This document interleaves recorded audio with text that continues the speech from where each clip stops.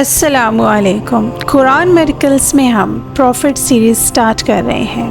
اس series میں ہم سارے نبیوں کا ایک ایک کر کے واقعہ سنائیں گے اور یہ بہت انٹرسٹنگ سیریز ہونے والی ہے۔ آج ہم آدم علیہ السلام کا واقعہ سنائیں گے۔ اللہ کے پہلے نبی اور پیغمبر ہیں جنہیں اللہ نے خود اپنے ہاتھوں سے بنایا ہے اور ہم سب انسان ان کی نسل ہیں۔ تو چلیے شروع کرتے ہیں with the real life story of Prophet Adam۔ سورہ بقرہ میں اللہ نے حضرت آدم علیہ السلام کا ذکر کیا ہے۔ جب اللہ نے انسان کی روح کو پیدا کرنے کا ارادہ کیا تو اللہ نے فرشتوں سے فرمایا کہ میں زمین میں اپنا خلیفہ بنانے والا ہوں۔ فرشتوں کو لگا کہ ہماری عبادت میں کوئی کمی رہ گئی ہے، اس لیے اللہ نے نئی مخلوق بنانے کا ارادہ کیا ہے۔ فرشتوں نے جنوں جیسی دوسری مخلوق بھی دیکھی تھی جو زیادہ عقل نہیں رکھتے تھے اور خون ریزی کرتے تھے۔ فرشتوں نے اللہ سے کہا، اے اللہ، ہم تیری تسبیح، بزرگی، پاکی اور حمد بیان کرتے ہیں۔ تو ایسی مخلوق پیدا کرے گا جو زمین پر فساد کرے گی اور خون خرابہ کرے گی۔ اس کے جواب میں اللہ نے فرمایا، جو میں جانتا ہوں وہ تم نہیں جانتے۔ فرشتوں نے آپس میں کہا، اللہ تعالیٰ جو بھی مخلوق پیدا کرے گا ہم سے زیادہ علم نہیں رکھ سکتے۔ تو اللہ نے آدم علیہ السلام کو علم سے نوازا اور انہیں کچھ چیزوں کے نام سکھا دیے۔ پھر اللہ نے آدم علیہ السلام کو فرشتوں کے سامنے پیش کیا اور فرشتوں سے فرمایا کہ تم بتاؤ ان چیزوں کے نام اگر تم سچے ہو۔ فرشتوں نے کہا کہ ہم اتنا ہی علم جانتے ہیں جتنا تو نے ہمیں سکھایا ہے، اس کے سوا ہمیں کچھ نہیں معلوم۔ پھر اللہ تعالیٰ نے فرمایا، اے آدم، تم بتا دو ان کو ان چیزوں کے نام۔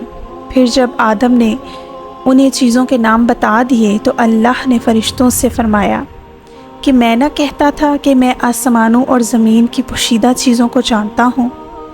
پھر اللہ نے فرشتوں سے فرمایا کہ تم آدم کو سجدہ کرو، اور وہ سب سجدے میں گر پڑے، لیکن ابلیس نے سجدہ نہیں کیا۔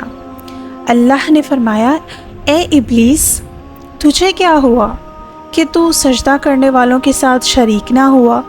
شیطان نے تکبر میں کہا کہ میں ایسا نہیں ہوں کہ انسان کو سجدہ کروں، جیسے تو نے کھنکھناتے سڑے ہوئے گارے کی مٹی سے بنایا ہے۔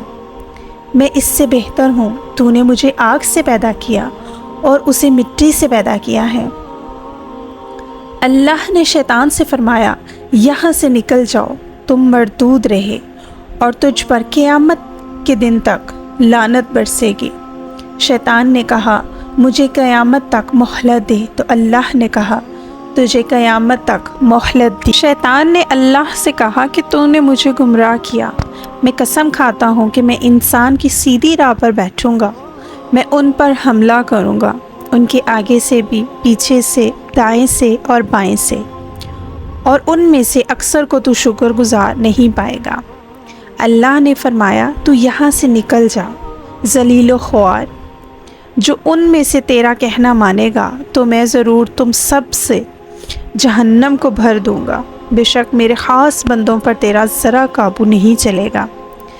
جنت کی ساری نعمتوں کے باوجود آدم علیہ السلام جنت میں اکیلا محسوس کرتے تھے۔ پھر اللہ نے حوا علیہ السلام کو بنایا، آدم علیہ السلام ان سے سکون پا سکیں۔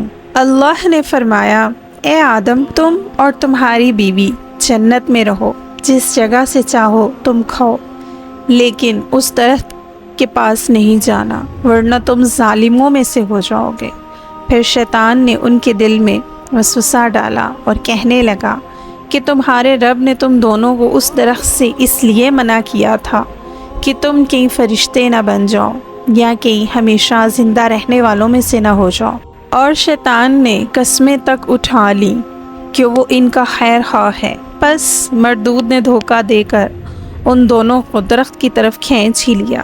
جب حضرت آدم اور حوا علیہ السلام نے درخت کے پھل کو کھا لیا تو ان کے سطر کی چیزیں کھل گئیں اور وہ درختوں کے پتوں کو توڑ توڑ کر اپنے اوپر چپکانے لگے اور سطر چھپانے لگے۔